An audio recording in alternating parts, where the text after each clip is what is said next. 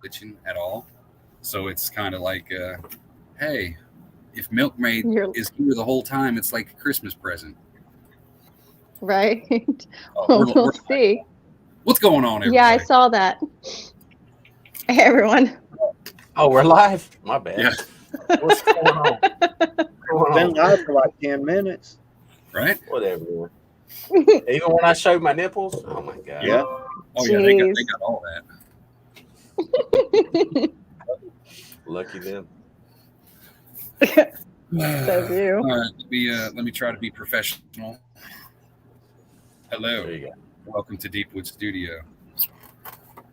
Okay, we got 9 people in here so far. What's going on, y'all? Appreciate y'all. I know this is a crazy afternoon live, but hey, it is what it is. So appreciate y'all for being here. As y'all see, we got Lil Milk down here. We got Native and we got Backwoods. And the topic is revolution proactive or reactive? Why and should it be or should it not be? And it's just gonna be it's gonna go where it goes, and we're gonna we'll figure it out. You know, Exciting revolution. Let's do it. Winging it, baby. story of my Hey, life. everyone. Blair. Mine What's too. going on, y'all? What's going on, guy? I can finally see the chat. I couldn't see the chat. That's why I didn't know we were live. Oh. So we're good now. Yeah. Revolution, Let man. me Let's let me do it. run. Let's talk about it. Y'all can jump into it whenever you want. I'm just gonna do some pleasantries real quick, and then we'll just it goes where it goes. You know what I mean? Sounds good. Well, there's what do we got? We got Wizard, Magic, Elusive, Mojo, Greg F. I seen Carbon Q was the first comment in here the other day. Loretta. Let me see. I like her. Joe Morgan, my brother, Miss Ghetto's husband. What's going on? Tiger 454, Sharon, Let's get over Loretta, Adriana, Ron, what's going on? Lady Smith. What's going on, y'all? What's going on? Hey, Loretta. What's up, Joe everybody? Morgan. What's up, brother? Wizard. Adriana. Tiger. Hey, y'all. How is everybody today? Shit. You having a good day? I went grocery shopping today. I'm having a great day. I stocked up, man. I took all my disposable income for the month and just put it into food. Said, screw Nice. it. Food shortage is coming, y'all. Very nice. Yeah, they are. Got to get ready for the revolution. Wow. Hutch said, and then it cut out. Okay, so it's not just me. Ha! My shitternet's better than his. He was we were texting earlier and he was saying he was trying to find a signal. He was having trouble with it up there. Yeah. So what y'all guys think? I mean, for revolution, I mean it's pro or reactive. I mean, do you think it's even necessary? I mean, at this point, what y'all's thoughts? Y'all, either one of y'all want, whoever wants to go first, whatever. I want to hear natives. Oh, you want me to go? Fine. Mhm. You know I have something to say. I do too. I was thinking about this because Hutch told me what the topic was going to be. There he is. But and I was trying to think about how our revolution started, the American Revolution in 1776. And, and it was a build up to it. Like there were things that were happening for 10 years that led up to, the ultimate revolution. But I think there are people who are keyed in and clued in to what's going on in our country, like us, like you guys in the chat, other people we follow, people in the news, who knows what's happening, and we are being proactive because we know what's coming, Mhm. and what we're doing to prepare for a revolution. And it's like we say all the time, um, we don't need an army with 1 million people in it. We need 1 million armies. I mean, that's what's going to fuel a revolution. That's what when people out there on the front lines or something and maintaining supply lines, it's going to be us out there. So I think there are proactive elements to it. But when I think about what happened in the American Revolution, it was very reactive. There's going to be people Yeah. who react to what we're preparing for, and then something's going to kick it off. I think there's going to be some kind of black swan event or something, or our government's going to overreach, or there's going to be so many people starving, that could lead into it, and people are going to react to it. And the proactive people who are ready and putting things in place. And I think there's people more proactive than we are. Like, we're preparing our places, you know, our homesteads, our homes, our bug out locations, whatever. But there's people who's actually, I think, preparing to make their move when it's time. I really believe that. People who are in our military are doing it. I think there's people in the government who see what's coming and they're preparing to do it. So, I mean, it's hard for me to pick if it's going to be a reactive thing, but as far as a nationwide thing, I think it's going to be a reaction. Yes. Actually, Do you feel really. that? Oh, go ahead. Sorry. It's all you. No, go ahead. Nope, it's all you. I thought I was going to be the lone voice in this one because I actually really agree with Native.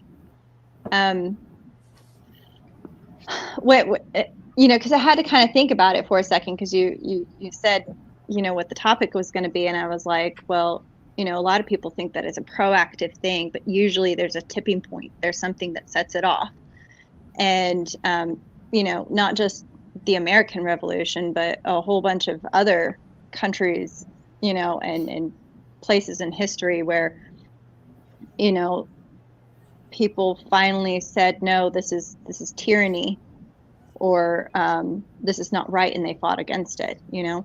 And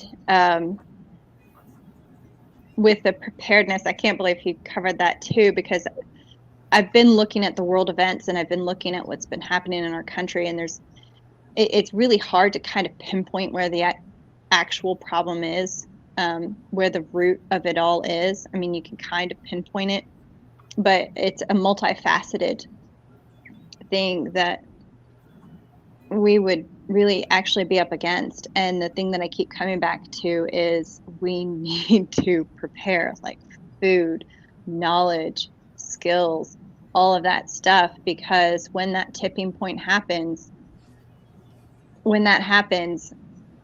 you need to be ready, or you won't be able to react. You won't be able to revolt. You'll be starving, you know? Exactly. Mm-hmm.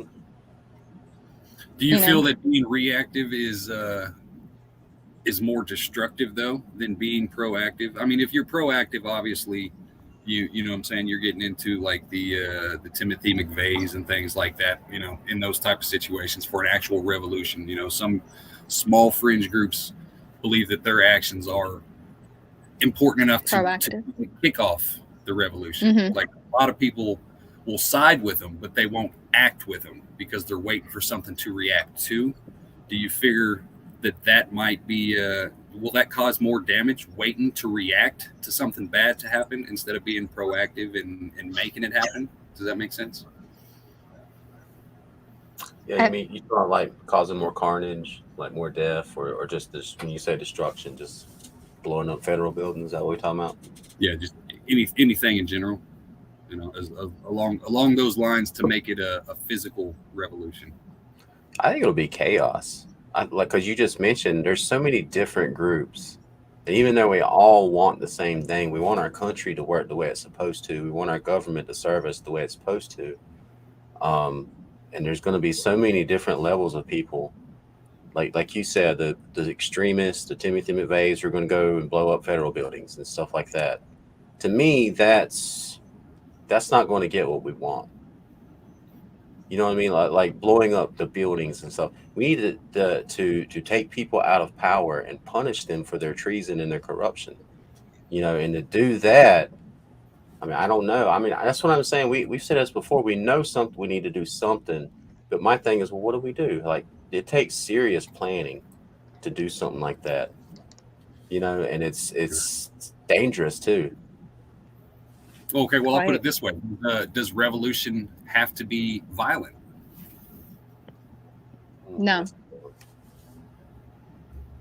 I mean, I think it depends on the revolution. You can have a revolution of culture. You can have a revolution of, well, I don't know if you could, knowledge. You can have things that change mindsets and hearts and things like that never end up being violent. But I don't think that's what you're talking about. I think what you're talking about ends up. I mean, I think we actually have begun one in a way by bucking the systems, by understanding what's going on, by learning and shedding. Oh, you know, people talk about red pilling and black pilling, but there's a transition there, you know, and that in its own right is its own revolution, if you want to call it that. Just my opinion.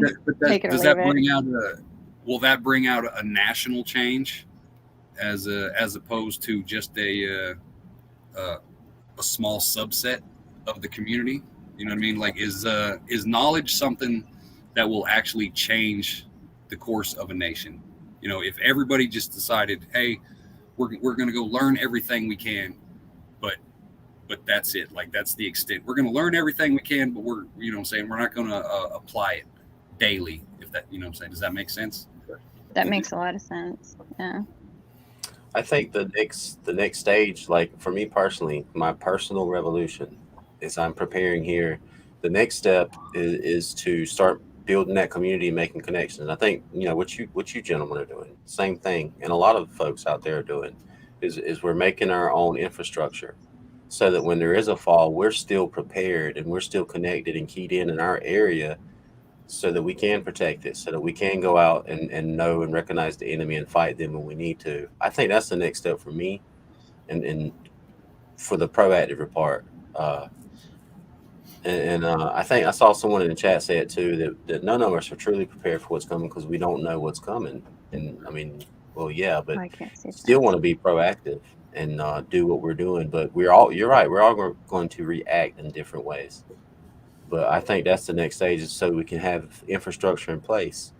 And you're talking about the knowledge and know-how.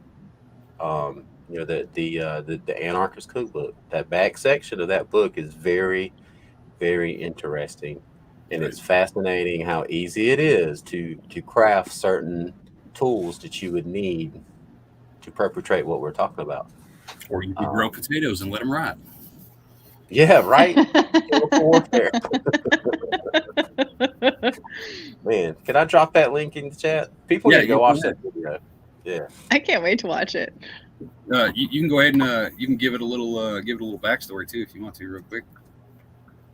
All right, so I've been studying videos on YouTube of how to grow food from plants you get at the grocery store, because you know, not everyone lives on a farm. Some people live in apartments or in a suburban area, and I want to you know, show people how easy it is to grow food. But potatoes was one of the easiest things I think to start with. But I just stumbled on this video. It said this 8-year-old girl's whole family was killed by one potato. I was like, what? So I watched it, and the family had a big cellar, and they had a bunch of potatoes in there. It was the main food for them. This was in another country. I can't remember it. But the dad went down to the cellar and never came back. So the mom went down in the cellar. She never came back. Their 18-year-old son went in the cellar. He never came back. And it was just the grandmother and the 8-year-old daughter. The grandmother was scared. She called the neighbors, and then she went to check on them. She never came back. And so the 8-year-old was orphaned. They all died. There was a rotten bag of potatoes in the bottom. There was no ventilation in their cellar. And the cellar had filled with a nauseous vapor that comes from rotten potatoes. Potatoes are in the nightshade family. I just found that out. And when they rot, they release that nightshade chemical. And since there was no ventilation, it just concentrated in their cellar, and they all died instantly when they inhaled it. Blew my mind, because we're in the process of digging a cellar right now, and I promise you there's going to be bags of taters in there. So now I'm going to be all nervous about the ventilation. Right. Send the wife down there first. Hey, go grab me a carrot real quick. Or just check your potatoes weekly and make sure none of them Right. go bad, It's crazy, man. like your freezers. See, I dropped it there. Yeah, one of the moderators, would you guys mind? I dropped the link in there. Y'all just copy and paste it so everyone can click on it later on. Right on. See, yeah, I did not even know that. I would have had death by potato. Crazy that it's that What a way to go. that potent. Like, one breath and they were dead. Like, that's crazy to me. Makes you just I've want to never do that. heard Get a of that. rotten bag of potatoes and hide it in someone's cellar. You know, Right. take out a whole family. Right. Just hide it in the spare wheel part of the trunk and just let it sit for a while. There you go. Hey, you ever seen that movie, Hitchhiker's Guide to the Galaxy? Of Or you ever course. read the book? No. Remember the grenade? Do not pick Yeah. me up. Right. Just take out a whole platoon with a bag of potatoes.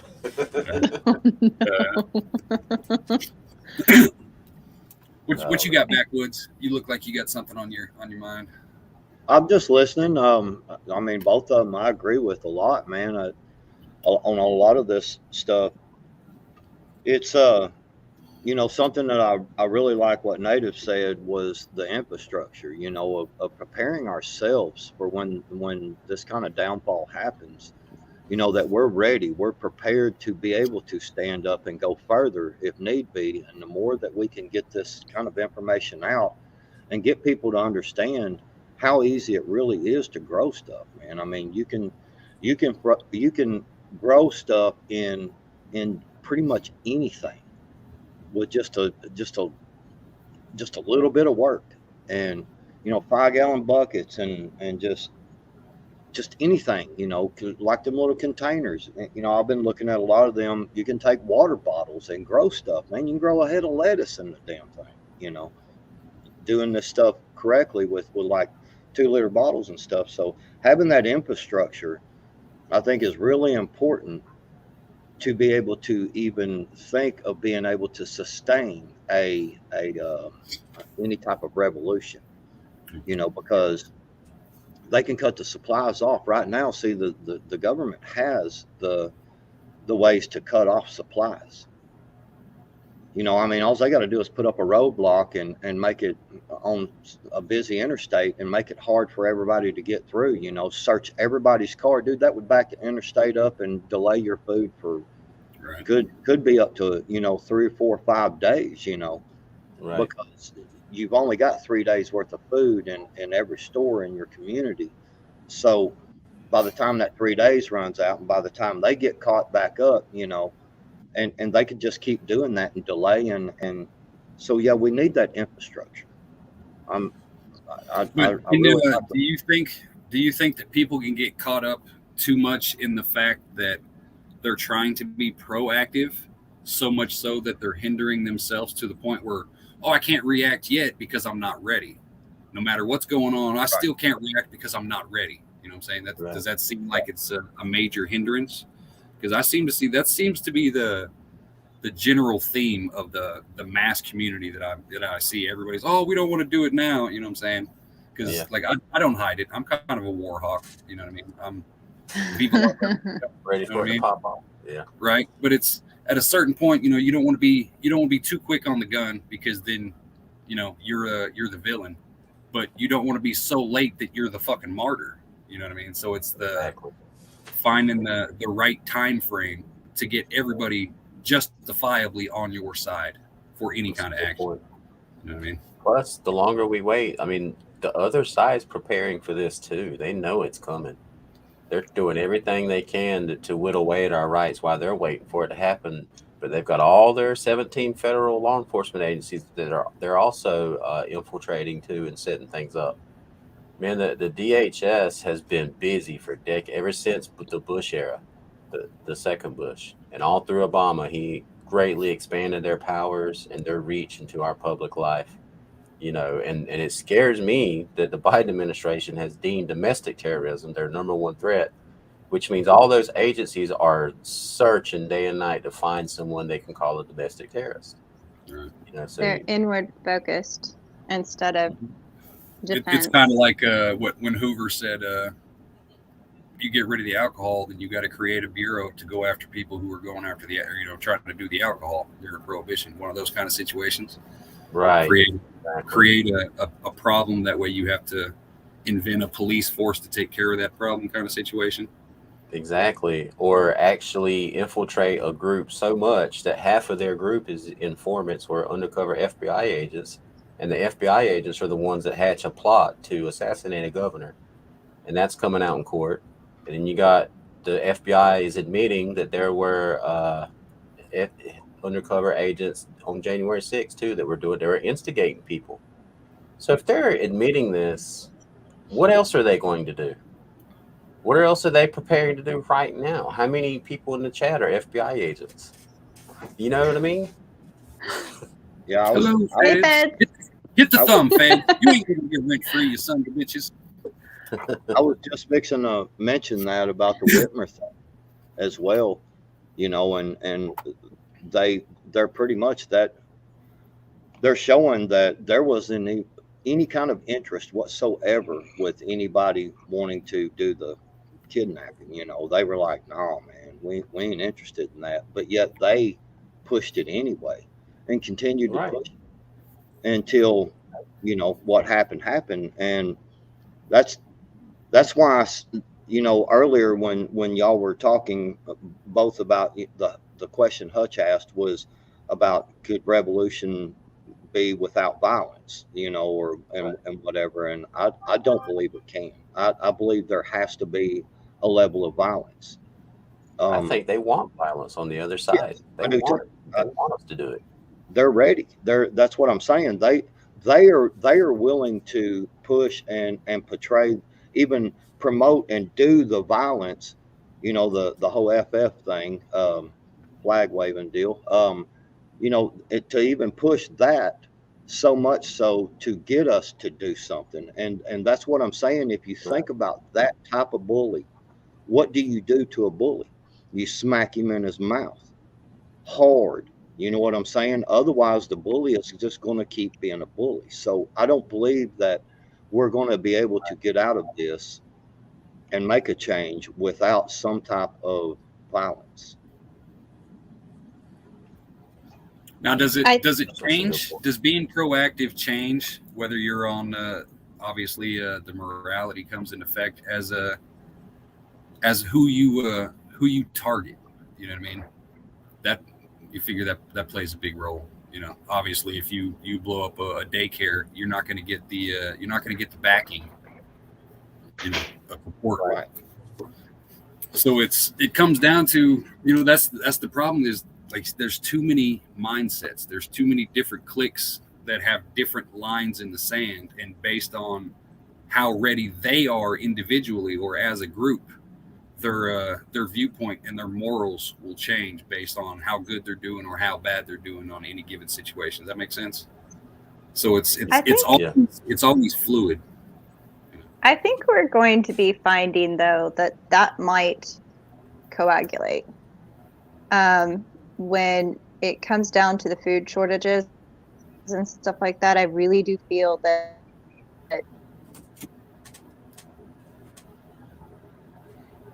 it will. Freezing up. Yep. Now your Darn it. internet. Say a cuss Of word. course. Right? Yeah, start cussing. Say one of your cuss words.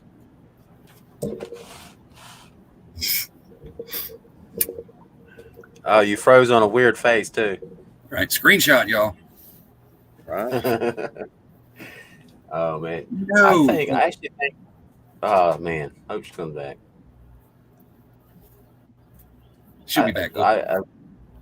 When you say like reactive, I'm trying to think like what would make me become reactive to where I'm actively out there, doing something. But I don't think we're headed for like a straight up revolution. I think we're headed for a intentional collapse for a month or so. I think that's what they want. I think they want to collapse us for a few months to have a big die off, and then the people who are left will come to them and say, we'll accept whatever program you got for us. Here's all our weapons. Here's all our rights. And then the rest of us go like, hell no. And then there's going to be a dystopian society to where we're fighting against this big overbearing government that's been preparing to collapse us and all the soft squishes who are on their side. What's up, Red? So okay, well, if you look, it's what 1/3 of the population actually took part in the CW and those kind of things. Well, they say pretty roughly that percentage. Right. So how is it in this age of technology, how can 1/3 of the people actually stand up to cause something big enough to change the course of the nation without being demonized by its own group? You know what I mean? Does that make sense? Yeah, that's a good question. Part of it is building that parallel infrastructure. Like you got think people like the Daily Wire, what they're doing, Tim Pool, Lowry Crowd, all these other conservative outlets that are independent from the mainstream media and building their own infrastructure, so that and less people are trusting in the like CNN's in total collapse right now. They just got bought by like Discovery or Warner or something like that. They keep consolidating to try to save CNN, and it's collapsing. Today, Rumble basically gave CNN the middle finger and they might kick CNN off their platform because CNN wants them to censor, and Rumble's like no. So I think there are going to be avenues for people like us. Like we can't be totally demonized. They're already demonizing us, but more and more people are opening up their eyes. Like when you're starving and you're seeing people who were prepared and have been telling you to prepare, this is coming. Like a lot of eyes are going to be open. I think our main trouble is going to be people who are stuck in these major cities and aren't prepared. They have nothing to do but except go Mad Max. They're not going to be able to leave, or they're just going to trust in the government and do whatever they say.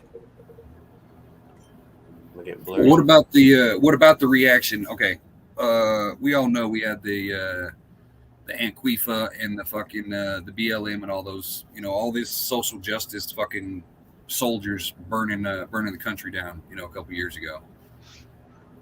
How is it that we can get to it, the pretty much the same actions,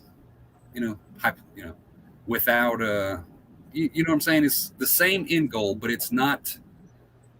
Can you have a revolution of people against its people with the government not having any place in the fight at all? Does that make sense? Does a revolution, does a civil war and revolution, is it a fine line, or is it distinguished? This is this is this. You know what I mean? Right. I see what you're saying. Well, a revolution is when when you're against the tyranny. A civil war is when there's two factions of people fighting against each other. But it depends on your definition of revolution, though. Like, what are you trying to revolt against? You know what I mean? Because it doesn't have to be tyranny, like you said with the culture thing. You can have a culture revolution or an industrial revolution. They weren't fighting against anything technically; they were just advancing themselves. So they were proactive in their revolution. That makes sense. Well, I mean, if you think about it, because it was basically a fight over states' rights.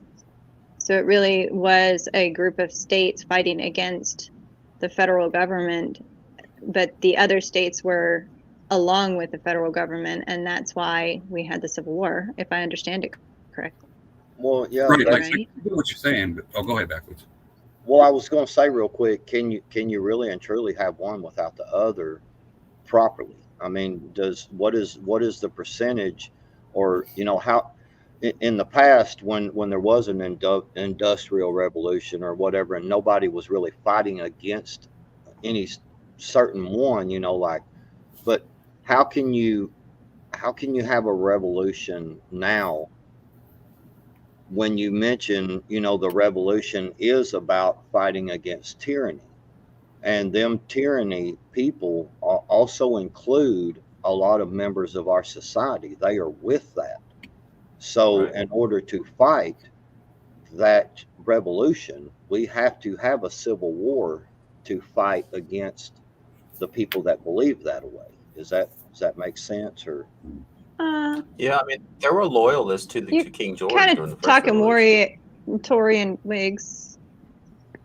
Yeah, the Tories and Whigs, right? Right. Civil conflict. And then what about the people who aren't on either side? They're just living their lives, in the midst of it. There were fights all the time. What part of the population people were fighting. I mean, just like now. I'm sorry. Go ahead. Yeah. I was just saying, like, what part of the population do you guys think are going to be like that? Like, a lot of us are going to be reactive once it happens. Even if we are being proactive, we're going to react and get out there. And then there's the other side and the loyalists to their side. And how many people are just going to be trying to live and survive and not care what happens?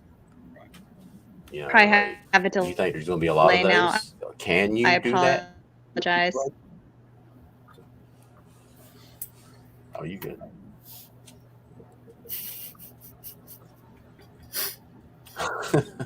Right. No, you're absolutely right, Nader. I mean, it just Can I flip him off? Do you mind if I flip him off? Hey, do what you feel like you need to do. All right, I have a delay. I'm going to pop out and come back, okay? All right, we'll be here. What's going on, Hava? yeah, real quick, I wanted to say hello everybody that's entering in. My Fly family, what's up? What's up? Red, Hava, all y'all, Zach, Hey, just Hava. everybody, just hello, hello.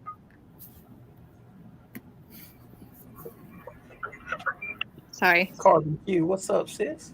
Carbon Q, what's up? All right, where were we? Yes. I think the question posed was what percentage of the population do you believe will just sit back and watch? What percent do you believe will rise up? Is that pretty much the gist of it?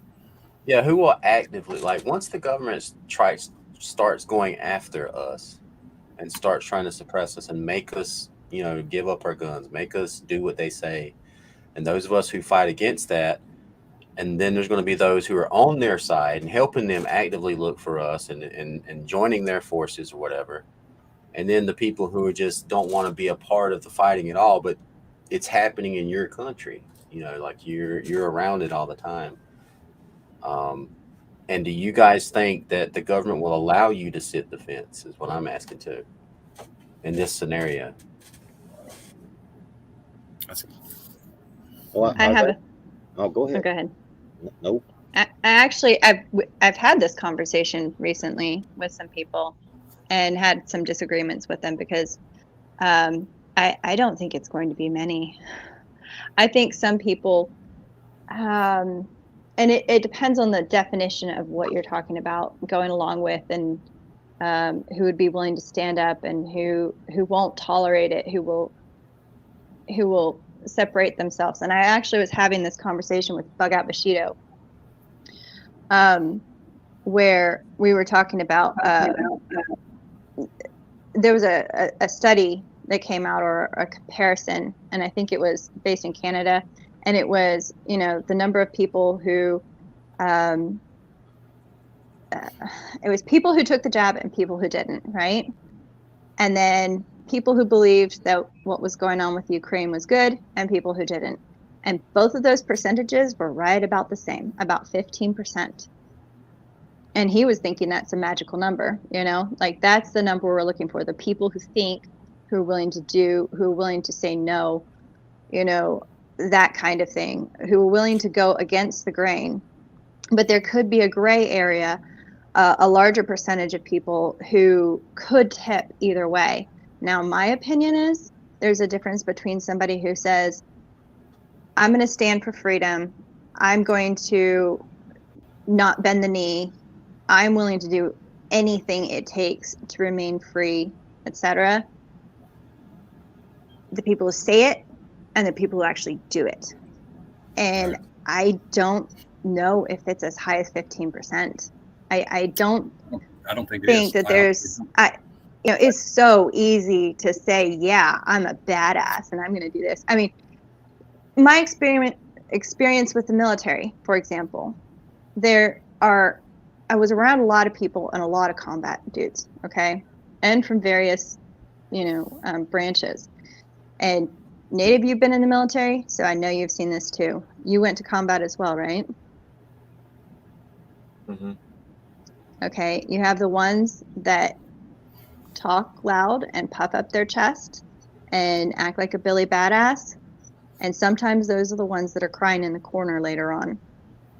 And then you have that little scary quiet dude who doesn't say much, but he's the one who's what's that He's movie the with one- the He's the one who dragging does it. people out of and going back to get more. Yeah. Mm-hmm.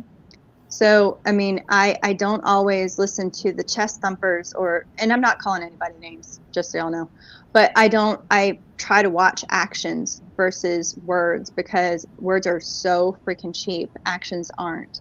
And resolve is something that I don't think a whole lot of people have. And to be frank, I mean, people will do incredible things to keep their family safe, including giving up their rights. That's my thought, but I'm kind of pessimistic and extremely black-pilled. Right. I hear that. So like Red said, everybody's idea of freedom is different. So True. there's going to be different degrees. But see, if you look, there's what, 350 million roughly Americans, you know. So even if you take 1% of that, you're looking at 3.5 million people. That's enough to change the course of a nation, because we've seen it with just a few thousand people in the streets a couple years ago. You know what I'm saying? Mm-hmm. With the loudest wheel gets the grease. You know what I'm saying? So it doesn't necessarily have to take a vast majority of the population to make a difference, but it does take a vast majority of the population to back you up if you're trying to make that difference. Does that make sense? Yeah, yes. That's the caveat that I keep seeing, and I hope I'm not talking too much. Am I talking too much? You ain't talking enough. What the hell? All right. Okay. So what I keep thinking about is how any action I take is going to be effective, right? Like, if I take any kind of action, I want it to be effective. I want it to fucking mean something, right? And if I'm just going to do something to make myself feel better, then it's not really actually effective. It's just making me feel good about myself. You know, I can say all the words that I want, but unless my actual actions make a difference, then it's no good. So I look at that. You say, you know, a very small percentage of people could have a great impact. But you're absolutely correct. I think that you would have to have the backing of the public. Let's just pretend for a second that we had a V for Vendetta moment and all of the media was taken over right now, and all of the dirty truths that we know are out there got spread all across, not even just the US, across the world. How many people do you think would actually pay attention and listen to that for a moment as soon as they flipped the switch again and started giving their narrative? Or even if they just said it, they'd probably think that's nuck and futz, and they would go on with their day. Like, you could tell them all the truth in the world and they wouldn't listen to it because it's too difficult. It's easier to put your head in the sand. And that's what my concern is that even if there is some kind of like whatever considered movement, number one, where's your target? Like, really? Because I don't think it's just our country. I think it's a global issue. And exactly. The just a countrywide effort wouldn't actually change a lot of things, because you're going to have the globe coming down on you. I mean, look at our Russian boy over there, right? Mm-hmm. Not our Russian boy, but, you know, I'm just using nicknames. But you see what happens, how the narrative is so strong, you know? But, you know, that's the kind of things that I think of, because as much as it would make me feel great to say, yeah, let's do it, and then a whole bunch of people do it, what is going to be the end result? It doesn't mean that you're scared, and it doesn't mean that you're unwise, and it doesn't mean that you're not strong to think things through all the way and try to figure it out. Because if we can't figure it out, it's like buying a lottery ticket. You just might as well tear that dollar in half. Well, okay, rant over. I'd like to say something about this question here. Who decides what the truth is? It's about perspective, isn't it? Well, yes, it is about perspective. But I think that where we need to connect at, where we all need to find this connection to start building that structure that we really need, is that we need to figure out that we're all about surviving. You know, we need to be focused on getting together and surviving and talking about, you know, what is actually affecting each and every one of us every day, you know, and it doesn't matter how you think about certain things, It doesn't matter if we're different on thinking about, whatever over here, this subject or that subject. What matters is we can come together on the fact that when we both pump gas, it affects us both the same way. When we go to the store for our families to buy stuff and there's no food there, that affects both of us equally. No matter if we have the same mentality on a lot of things or not.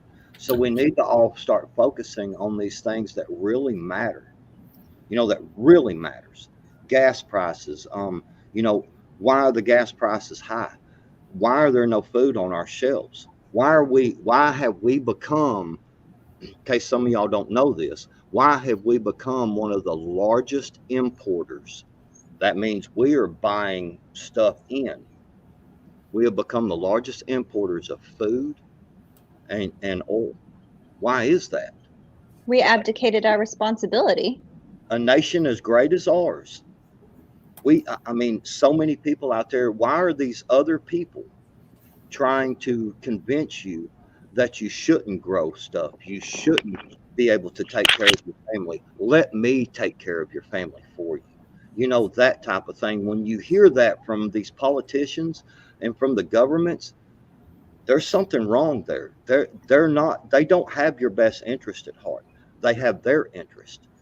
And this is what we need to all start focusing on is finding them things that affect all of us equally and forget about the other bullshit, because all that other bullshit is all distractions, just all the way down to Will Smith slapping Chris Rock on the, that's just distraction. That's just to get you on something else. Go ahead. If you look at it like this, if you get to a point to where perspective is what's dividing you, then change the conversation, because no matter what, there's always going to be universal truths. Hey, these people shouldn't starve. Hey, you shouldn't do this to these people. There's always going to be that universal truth that you can start a foundation on. You know what I mean? As soon as you start getting into perspective, then that's opinion and personal stories, and it's irrelevant. Like what happens to you guys doesn't happen to me, so my perspective is going to be different. But we can get together on the universal truths of right and wrong, the morality of the situation, if you know what I'm saying. So it's even morality becomes subjective, though, Hutch. Well, yeah, but but there's universal truths. Fuck you, man. But you know what I mean? It's like if you get to the point to where you're arguing semantics, then you've lost sight of the original foundation to begin with. You know what I mean? Because if you're trying to convince this person that you feel this way, so they should feel this way, but they have no experience in that, then it's a wasted conversation. Where you could backtrack and go to something that you both agree on in the first place and figure out how to make that gap off of what's actually true. You know what I mean? Well, that's how you debate. I mean, as soon as it starts getting emotional, or even just, as soon as it gets emotional, the debate is over. It's no longer a debate. It's just two people arguing. Right. And it's not necessarily that you want to have a debate, but you want to find a common ground with somebody and then move forward from that point and find those points, like, Backwoods was saying with the gas, or, things like that. What I think is going to end up happening is it's going to get a lot more serious. Yeah, it's going to suck at the gas pump, but I think it's going to get a lot more serious. In fact, I was having a conversation the other day and baby formula was brought up. And I was like, what do you mean baby formula? And he was saying, this is with my husband. Okay. And he was like, watch, what happens when somebody can't get baby formula for their baby? That's where you're going to find somebody that gets really fucking pissed off, and they're just going to want to fight. I mean, they may not know who to fight, but they're going to be fighting mad, and they're also going to become dangerous. And I think that's what we're probably going to end up seeing, is a lot more violence, which will perpetuate emergency powers acts, like Native was saying, that kind of thing. I think we're going to find a lot of crumbling within the system because of the economic collapse and the food shortages. People aren't necessarily going to be caring that freaking much about their freedoms and everything else like that, so that you either be easy pickings or also wiping people out. So we'll see. That kind of brings it around. Like I could be off, but y'all know me. I go squirrel and shit. Absolutely. That kind of brings it back around to where if you're being proactive in making sure that your crops are in, your livestock's good, you're being proactive in saving your life. How is that different than being proactive in saving your life from a tyrant? You know what I mean? What's True? It isn't. At the end of the day, it's the same thing, right? Yeah, I would agree with that. But it comes down to the point, like we were just trying to figure out, like when is the time to do that. But for me, like for me from being black pilled is realizing that the other side, what they want to do to force a collapse on it, it's going to happen. There's nothing we can do to stop that. It's going to happen. It's global, like Milkmaid pointed out. Joe Biden wasn't chosen to save the country, and he wasn't chosen. They're not going to. They're trying to get us to believe that he's incompetent, but he was chosen to be their scapegoat. So when they collapse our country, they can say, "Well, it's because Joe Biden had dementia, guys. We're sorry. Trust us now." But the gray area is after they collapse us, they don't know what's going to happen either. There's 400 million privately owned firearms in our country that they know about. So they don't know what's going to happen either. That's the thing. That's where the gray area comes in, and that's to me where we react and enact, our revolution. It's all about that for me. So the proactive part, like that's what I'm preparing for, the collapse. It's going to happen. They want it to. That's what they want to happen. 100% agree. But I think that's inevitable. Right. That's the collapse in everything that encompasses inside of that. Right. Yeah. Right. But isn't that even the currency that they're trying to push? Everyone's pushing to go to some form of blockchain currency. That's why they're going to get rid of Bitcoin. They're not going to let people have Bitcoin. That's why I haven't invested in it. That's my personal opinion. I'm not giving anybody financial advice. Same reason here. Yeah, they're going to collapse the whole system so they can control everything. That's their plan. And it's going to happen. They're going to collapse us. What happens afterward? That's our gray area. That's our moment. And that's why I prep like mad, because people who are prepared are going to be able to be the people who can stand. Everybody else is either going to be starving or dead. Will they though? Just because you're prepared doesn't mean that you're going to have the heart or the True. That's true. Forsense to be able to react when something happens. See, that's the thing I'm stuck on, is like I'm proactive when it comes to pest control, as most of y'all probably are. You want to prevent those bugs from coming in and tearing your shit up before they get the chance. You know what I mean? So it's the scale. You know what I'm saying? So say your freedom is the plant, and the lawmakers or the CNN or the social media are the bugs. Do you wait till the plant's gone and then try to go in and fix it and say, "Oh shit, damn, I gotta wait. I can't kill the bugs yet because they haven't done anything yet." But they're going. Right. So sorry. Y'all got me all fired up. I keep talking. But tell me to shut up at any point. But part of that proactive thing, could that not be like finding that person that freaks out because they can't get baby food, and maybe that person is your neighbor and they're freaking out and you're finding out?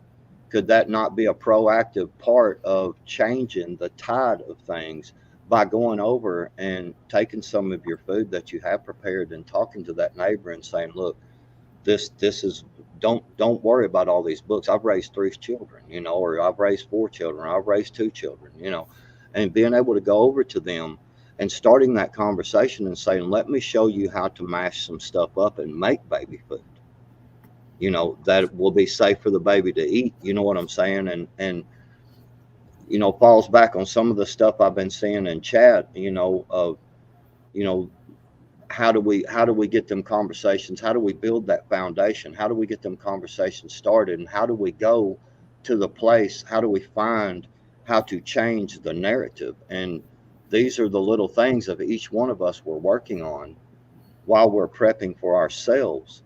and then showing other people, helping someone. I went through this just a few days ago, with someone on the phone. They were freaking out because they can't find a job, man. They were crying on the phone. And I was like, look, so I just started talking to them and having a conversation with them. Normally, just to be honest with you, in the past, I'd have been like, man, I ain't trying to listen to this bullshit, and hung up on. But the thing I keep talking about preparing your mind is to prepare your mind to see these opportunities as, everybody keeps saying, well, we need to start local. We need to start local. And I understand we're talking about politics when we're doing that, but doesn't this help though? Doesn't this help with, what I'm saying, with finding that structure and building that base outwards? Not everybody's going to be on board. Some people are going to, they're just the way they are, and that's fine. But finding I hear what you're saying. finding that base with everybody. Dude, I believe when it happens, there's going to be like secretaries who are trying to climb the ladder, who are going to find something inside themselves and realize they were badass revolutionaries who are going to do what it takes to take care of their family. There's going to be people rising up from all over this is the greatest country in the world. I don't care what anybody says. And some of the greatest people in the world live in this country, and they're just out there trying to live their lives. They're from all races, creeds, religions, ethnicities, sexual preferences, whatever. They're great people, and they're just trying to live their freaking lives. This tyrannical government is making plans to destroy that, and they're going to rise up against it. They don't even know it yet. I believe that. Yep, I think so too. I go so far as to say not just tyrannical government. I liked the way that our government was set up, or the original idea, the foundations of it, even though it was birthed in a lot of argument, and changed over time. But the corruption that has occurred is what makes me angry. It's not our government necessarily, but what has occurred in the corruption and the bureaucracies that shouldn't even exist. And but the thing that concerns me the most is the global agendas, because even if everything was just hunky-dory, we just snap our fingers, next day everything's perfect again, that's outside of that agenda. And that means blue helmets and that kind of thing, which I have discussions with people on this from time to time and hear varying opinions. Some people think that there wouldn't be blue helmets, people whose opinions I value, but yeah, I think the conversations on a local level, like even around your own neighbors and things like that, is a level of preparedness that we're starting to try and get into, just to understand and feel and find out, where do people stand on this real close to me, and are they like-minded? And I'm starting to find that a lot of people are more like-minded than I thought. But I live in the country, so. See, the caveat on that, I don't know the numbers, but just because you're like-minded doesn't mean that you're in the same fight. Yeah. You know what I mean? There's fighters and there's supply lines. Yes, exactly. And technically, being part of the supply line is being in the fight. Even if you're sitting on the fucking bench during an individual game, you're still getting a ring if you win the fucking championship, whether you played or didn't. You know what I mean? So whether you're in the game or not, the label is irrelevant. You know what I'm saying? You're still in the game. I think that's where you'll find a lot of people who would otherwise not be in it. If they can find a way to support without being in danger, then you might actually end up having some people like that. I don't know. That's just my guess off the top of my head. But that's a thought. Not everybody's going to be a go-getter. But some people are just fine babysitting the babies while everybody's out in the fields, so that they can feed the guys who are doing the rounds and going out and everything else like that. So you're going to have levels of people, and feeling out people and understanding them ahead of time is going to be crucial, I think, so that when things do start to collapse, that you have connections and you have a network, like Hutch's community idea, you know, like it is smart to have that basis. That lone wolf shit, it's bullshit. There's no way. Yeah, it's not a sustainable. It's doable, but it's not sustainable. I'll put it that way. Yeah. Well, see, right there, what Wizard said, and that's the point I was trying to make a while ago about reaching out and starting on a local level, and not just with your politicians, but with people around you, and you know, putting the thought process in their head of, man, look, there is no food on the shelves. Why are you not understanding this affects everybody, you know? And that's where you can start to talk to them and start to build that relationship of, you know, this is affecting us equally. It doesn't matter what we think. It doesn't matter what race or ethnicity or what, it doesn't matter. What matters is that what is affecting us. And I really think we need to focus on that and teach each other and learn from each other and encourage growing your own garden, encourage, you know, being self-sustaining for them troubled times. We don't have to go all zombie apocalypse. We can just mention the fact of when an ice storm comes through and the trucks can't get to the market and there's a food shortage, then why not be 3 or 4 days prepared and start easy, you know, and work our way up with everybody, you know, and find these common grounds and get the word out. Mm-hmm. I think we've had a damn good discussion, y'all. We are 56 minutes. We're gonna run it for a couple more minutes. We're gonna keep it short, that way people can actually watch. And like you guys who know me know, my smart doesn't last very long, so I'm gonna end on a high note. You know what I mean? Whatever. So if I got any mods in here, I can't tell from my side. I know I got some. Yeah, you got some. Food Wizard. Can you drop their links for me, please? Milkmaid and Native. Native's not the Native Voice channel, but the Native Backup channel. Native and Devout Inc. Why not drop both links and then they can go to both, right? Yeah. I'm not giving up on the bigger channel, but I'm not giving it the attention I'm giving the other channel because it's flagged or something. I don't know. Whatever. Yes, coffee and donuts for everybody. And Prepper 101, what's up, man? I saw you. He mentioned my man bun. I appreciate it. It's not a bun, man. It's a Warrior's braid. Just want to point that out. It's not a bun because it's just not rolled up yet. Well, as soon as he gets off the live. That's for bedtime. Hey, this is a complete.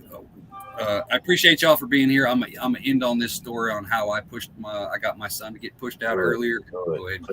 Please help us, Hutch. So I am over in Kansas with my brother. We go to an Indian casino. I don't know if that's offensive. Y'all know what the fuck I'm saying. We go to a casino right on the reservation, and we're out till like 2-3 o'clock in the morning, at the casino. And it's probably 2 hours away from the house. So on the way back, my brother gets the bright idea, because we're not big fans of my mom, and I wasn't a big fan of my baby mama. So he decided that he was just going to randomly call them at 2 o'clock in the morning and say, "Hey, we got in a wreck. Hutch has been life flighted to Kansas City," and blah, blah, blah. So I didn't show back up at the house until like 9 o'clock in the morning. So we show up at the house. Everybody's freaking the fuck out, thinking I'm dead, all this other shit. As soon as I got out the door, walked up, and my baby mama saw me, went right into labor. Boom, done deal. Had a kid 2 hours later. I'm just saying. That's what I'm doing. So I just need to disappear, so that right, just do a world prank or scare the shit out of him. You know what I mean? I like it. Right. All right, that was completely irrelevant. So there you go, guys. I appreciate all y'all. Hit the thumb. Stop living here rent free. Check out all three of these peoples. Y'all know Backwoods, Native, Milk. Check them out. Subscribe to me if you want to. I mean, hit the thumb at least. Shit, something. All right. I appreciate y'all. I will see you somewhere. Have a good day. See you later.